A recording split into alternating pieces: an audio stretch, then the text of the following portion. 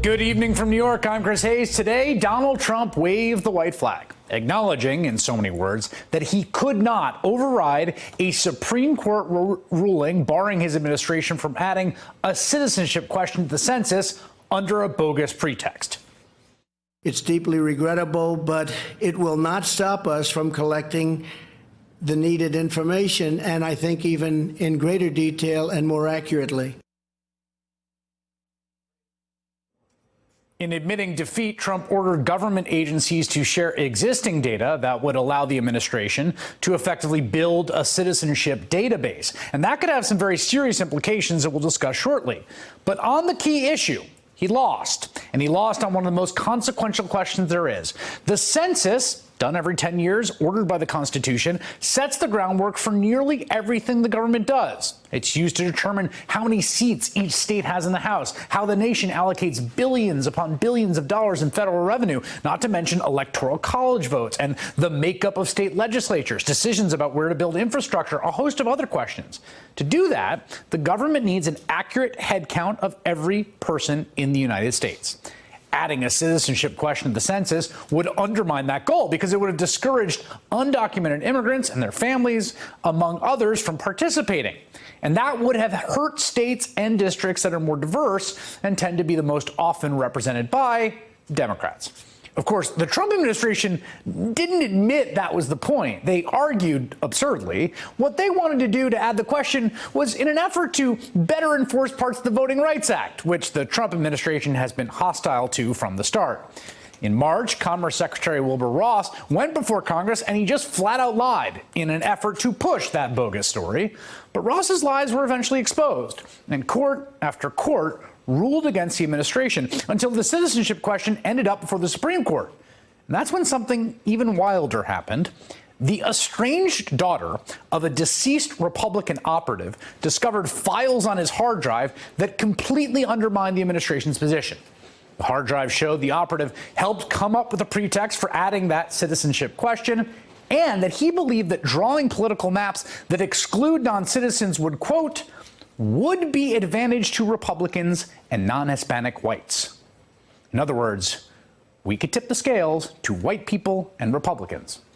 Now, that may have been the tipping point. In a 5-4 decision, Chief Justice John Roberts sided with the court's liberal wing, ruling the administration could not add the question based on those bogus pretexts.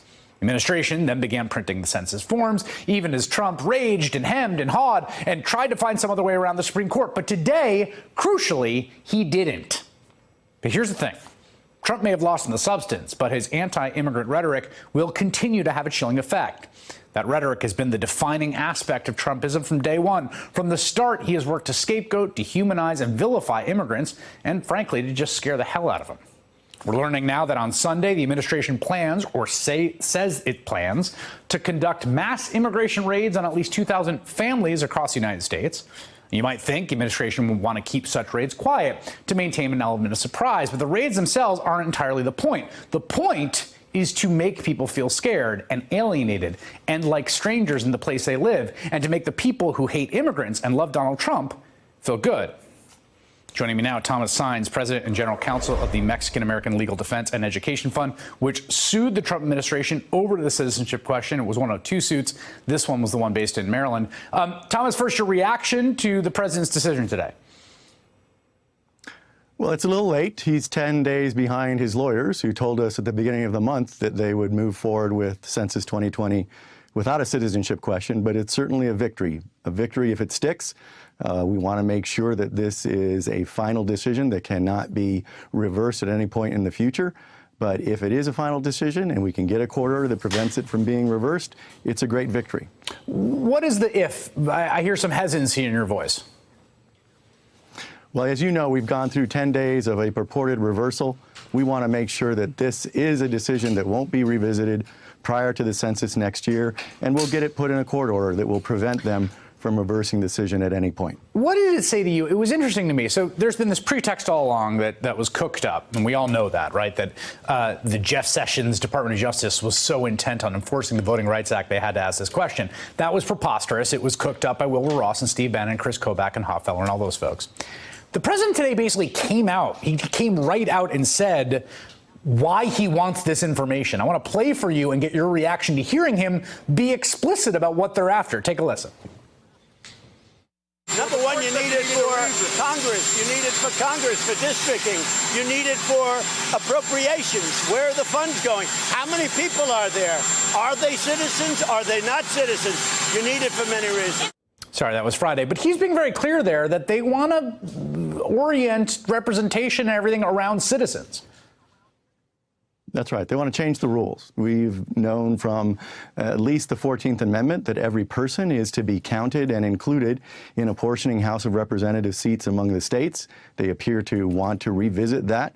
And we have, throughout our history, counted the total population, recognizing that everyone is a constituent in drawing the districts that are represented by Congress members, state legislators, and others all around the country. So, yes, they've been more and more explicit about seeking to change the rules, just as they know the existing rules will play out against them.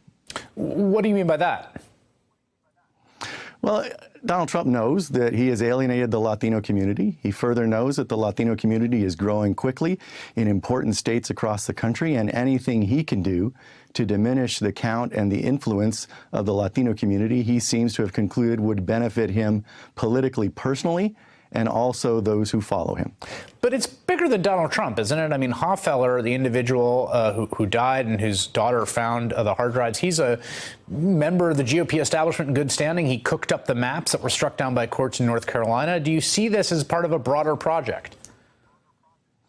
Yes, I think it's quite clear that there are folks on the right who, for many, many years, indeed, they've pursued court cases all the way to the Supreme Court, have been interested in changing the rules about drawing districts because they recognize that the demographics are not in their favor, particularly because the Republican Party, regrettably, has alienated the Latino community, largely because of a near unanimous anti-immigrant nativist streak in their policymaking, and that is dangerous over the long term. I'm in California, and this happened in California a quarter century ago when Pete Wilson's championing of an anti-immigrant proposition on the ballot gained him re-election, but really catalyzed a change in the politics of this state. So it went from being a purple state to a very solidly blue state, largely because the Republican Party in California had alienated those groups that were growing in size, Latinos, Asian Americans, and those who support them. Final question. This was remarkable litigation in a lot of ways, both the suit in Maryland and New York. What was your big lesson from the fact that in some ways the levee held here? I mean, I was a little scared we were going to get our Andrew Jackson moment, frankly, that some kind of outright facial disobeying of a Supreme Court order. What's your lesson about what happened here? Well, I think it's a lesson about the strength of the courts and how important they are, which is further an indication of why we should all be concerned about unqualified folks with evident biases being appointed by Donald Trump to lifetime appointments on the federal courts. The federal courts really are our last bulwark of defending the Constitution against very real threats like the one you've described. So in this case, the courts played their role, and that's something we should all be proud of, but also be vigilant about maintaining.